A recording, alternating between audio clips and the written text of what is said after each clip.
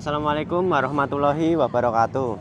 Di sini kelompok kami ingin membuat video tentang materi nanoteknologi.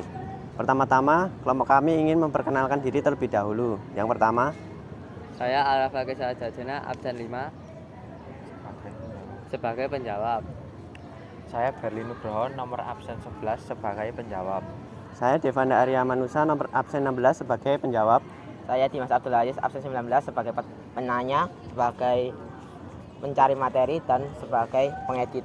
Saya Muhammad Arif Putra Priakto, nomor absen 30, saya sebagai penjawab dan juga kameramen. Saya Muhammad Sakit Ahmad, absen 32 sebagai editor. Jadi, apa sih itu yang dinamakan nanoteknologi? Sederhananya, teknologi nano merupakan teknologi yang berbasis pada rekayasa materi dalam skala nanometer. Konsep teknologi nano pertama kali diperkenalkan oleh fisikawan Richard Feynman pada tahun 1959 melalui presentasi yang berjudul There Plenty of Room at the Bottom.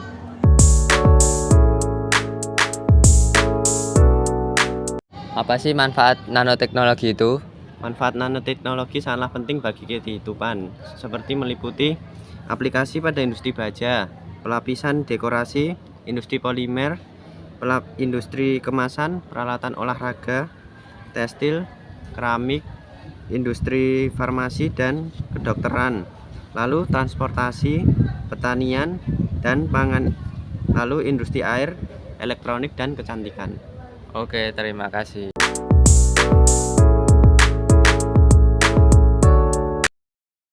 Contoh dari nanoteknologi itu? Yang pertama yaitu ada pupuk nano. Pupuk nano adalah pupuk yang menggunakan partikel nanopartikel sebagai bahan utamanya. Partikel-partikel tersebut dapat menembus dinding sel tumbuhan dan memberikan nutrisi yang lebih efektif. Pupuk nano dapat menghasilkan hasil panen dan mengurangi penggunaan pupuk kimia. Yang kedua yaitu pestisida nano. Pestisida nano adalah pestisida yang menggunakan partikel-partikel nano untuk mengendalikan hama penyakit pada tanaman. Pestisida nano dapat memberikan perlindungan yang lebih efektif, mengurangi penggunaan bahan kimia yang berbahaya, dan memperpanjang masa simpan tanaman. Yang ketiga yaitu ada sensor nano. Sensor nano adalah alat yang dapat mendeteksi tingkat kelembapan, suhu, pH tanah, dan kadar nutrisi dalam tanah dan air. Sensor nano dapat membantu petani untuk memantau kondisi tanah dan udara, serta mengambil tindakan yang diperlukan untuk meningkatkan hasil panen.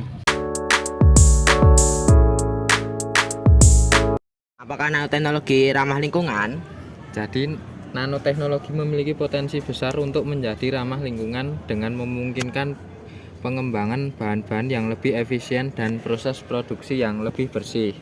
Namun, seperti teknologi lainnya, dampaknya tergantung pada bagaimana nanoteknologi digunakan dan diatur. Penerapannya yang bijaksana dapat menghasilkan solusi yang lebih ramah lingkungan, seperti penggunaan nanomaterial untuk penyaringan air bersih atau energi terbarukan.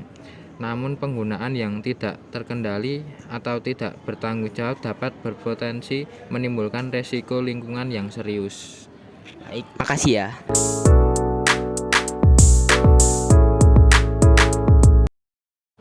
Apa sih fungsi dari nanoteknologi itu? Nanoteknologi memiliki beberapa fungsi utama, termasuk 1. Peningkatan kinerja material, menciptakan material dengan sifat-sifat yang unggul, seperti kekuatan, ketahanan, konduktivitas, dan reaktivitas yang lebih baik. Yang kedua, yaitu energi, menggunakan nanoteknologi untuk meningkatkan efisien konversi energi, menyimpan energi dan membangkitkan energi terbarukan. Ketiga, yaitu lingkungan. Aplikasi nanoteknologi untuk mitigasi polusi, mengolah air dan udara, serta mengembangkan ramah lingkungan. 4. Yaitu peningkatan kehidupan sehari-hari, menggunakan nanoteknologi dalam tekstil, kosmetik, makanan, dan material konsumen lainnya untuk meningkatkan kinerja, keamanan, dan kebersihan. Baik, makasih ya Mas.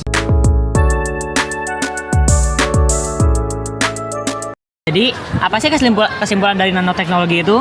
Jadi, dapat kita simpulkan bahwa nanoteknologi memiliki potensi besar untuk revolusi dalam berbagai bidang seperti energi dan lingkungan. Dengan kemampuan untuk mengontrol materi pada tingkat atom dan molekul, nanoteknologi dapat menciptakan bahan yang lebih kuat, ringan, dan lebih efisien, serta menyediakan solusi untuk masalah kompleks seperti penyakit, polusi, dan kebutuhan energi. Namun, tantangan etika, keamanan, dan lingkungan juga perlu diperhatikan dalam pengembangan dan penerapan teknologi ini ya.